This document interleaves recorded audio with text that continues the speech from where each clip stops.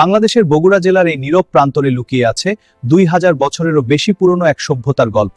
এই স্থানটির নাম মহাস্থানগড়। এটি বাংলাদেশের প্রাচীনতম নগর প্রত্নতাত্ত্বিক নিদর্শন, যা ইতিহাসের এক বিস্ময়কর অধ্যায়কে আমাদের সামনে তুলে ধরে।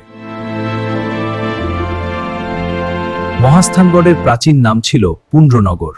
এটি মৌর্য যুগে খ্রিস্টপূর্ব 3য় শতকে প্রতিষ্ঠিত হয়েছিল। তাজা শাকসবজি মাত্র আজকের জন্য।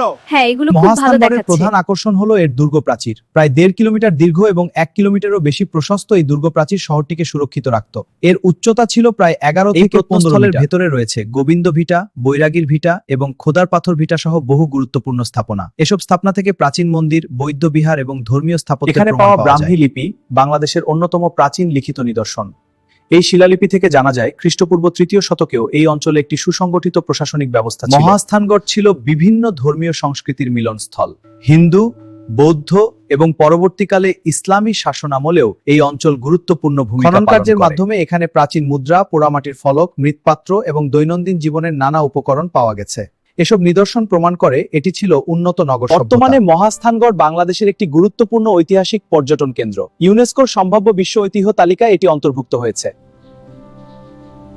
মহাস্থানগড় শুধু একটি প্রত্নতাত্ত্বিক স্থান নয়, এটি আমাদের ইতিহাস, সংস্কৃতি এবং ঐতিহ্যের প্রতীক। ভবিষ্যৎ প্রকার। আপনারা দেখছেন ইতিহাসের অজানা গল্প। ভিডিওটি ভালো লাগলে লাইক, শেয়ার এবং সাবস্ক্রাইব করতে ভুলবেন না। আবার দেখা হবে ইতিহাসের আরেকটি অজানা অধ্যায় নিয়ে।